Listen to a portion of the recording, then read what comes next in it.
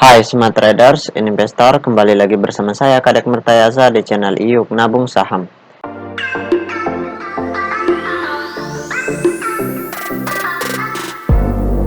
Nah, di episode kali ini kita akan membahas salah satu perusahaan yang direquest oleh Afif Hidayatullah.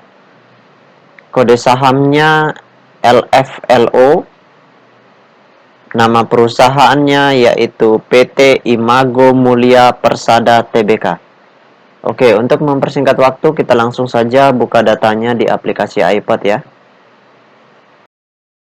Jika Anda menyukai konten-konten kami mengundang Anda untuk mengklik tombol like dan subscribe agar Anda mendapatkan video terbaru kami setiap minggunya.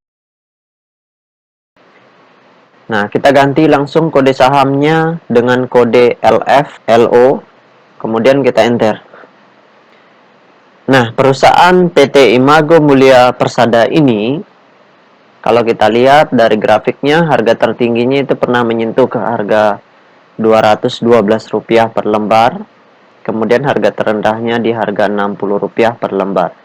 Nah, sekarang kita ingin lihat apa yang dilakukan oleh investor besarnya dari tanggal 2 Februari ya, sampai tanggal perdagangan hari ini tanggal 7 Maret 2022. Oke, kita langsung saja buka data transaksinya. Kita klik kolom Broksum. Kemudian di sini kita ganti kode sahamnya LFLO. Kemudian kita ganti tanggalnya dari tanggal 02 bulan 2 2022 sampai tanggal 7 Maret 2022. Oke, kita show. Nah, kita ganti dulu value-nya jadi net ya, supaya kita bisa lihat perpindahan kepemilikannya. Nah, berdasarkan data transaksi atau data broker summary dari perusahaan PT Imago Mulia Persada Tbk ini, kalau kita hitung total lot yang dibeli dengan total lot yang dijual secara keseluruhan, maka dapat kita tarik kesimpulan bahwa di sini terjadi perpindahan kepemilikan, di mana aksi investor besarnya dari tanggal 2 ini sampai tanggal 7 Maret ini, ya, di periode ini, investor besarnya melakukan masif akumulasi. Nah, di sini kelihatan MLG, ya, sekuritas LG, itu melakukan pembelian dalam jumlah yang besar. Ya, kalau kita lihat dua broker teratas itu melakukan pembelian dalam jumlah besar. Di sini kelihatan ada akumulasi seperti itu.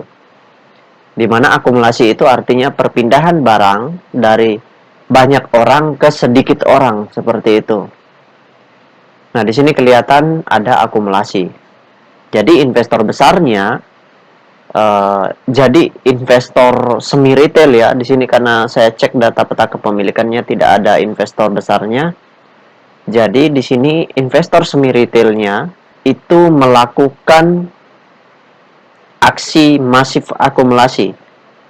Jadi di sini di periode ini mereka melakukan akumulasi. Dari awal mereka markup, setelah itu mereka jualan, kemudian di bawah pelan-pelan beli lagi seperti itu. Nah, kalau akumulasinya terus terjadi, maka harga sahamnya bisa naik lagi seperti itu.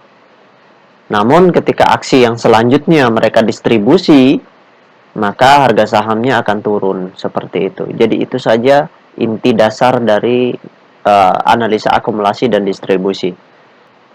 Jadi itu saja inti dasar dari metode akumulasi dan distribusi. Jadi supaya kita tahu kalau misalkan investor besarnya akumulasi, berarti mereka punya kepentingan, apalagi akumulasinya banyak seperti itu.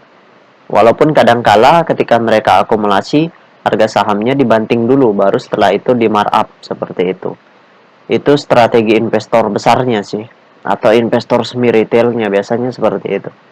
Oke, kita tutup data transaksinya. Nah, sekarang bagi teman-teman investor, jika ada yang ingin ditanyakan atau ada yang ingin di-request, silahkan komen di kolom komentar. Nanti saya akan buatkan videonya secara khusus. Nah, selanjutnya kita lihat data peta kepemilikannya. Nah, berdasarkan hasil riset yang saya lakukan dengan mengumpulkan data-data dari SRO Bursa Efek Indonesia, maka dapat ditarik kesimpulan bahwasanya perusahaan PT Imago Mulia Persada ini 23,2% sahamnya telah dicetak dalam bentuk scriptless. Nah, sisanya itu masih dalam bentuk warkat yang tidak bisa digunakan untuk naikkan harga atau menurunkan harga. Seperti itu. Nah, jadi kita abaikan saham warkatnya, kita fokus ke saham scriptless-nya. Nah, dari 23,2% saham yang beredar, ternyata kepemilikan investor besarnya 0% atau tidak ada. Kemudian ketika kita riset kepemilikan investor retail di perusahaan ini, itu masih sulit diambil datanya karena ini perusahaan yang baru IPO dan datanya belum stabil ya, seperti itu. Makanya saya di sini nggak bisa atau belum bisa untuk saat ini memaparkan berapa porsi kepemilikan retailnya. Bukan semi retail ya, tapi retailnya. Retail itu artinya investor individual yang kepemilikannya di bawah 2%. Itu investor retail, seperti itu. Kalau semi retail di atas 2% sampai di bawah 5%. Itu semi retail. Kemudian kalau investor besar itu di atas 5% itu kepemilikan yang disebut dengan investor besar. Oke, saya kira itu saja yang dapat saya sharingkan untuk Afif Hidayatullah. Jadi intinya adalah ketika mereka masih akumulasi masih ada potensi seperti itu. Karena di sini mereka akumulasi bisa kita beli di level support ini ya. Yang penting jangan aksi besok-besoknya malahan distribusi. Nah, itu gawat juga kalau misalkan hal itu terjadi. Nah, bagi teman-teman investor, jika ada yang ingin ditanyakan atau ada yang ingin di-request, silahkan komen di kolom komentar.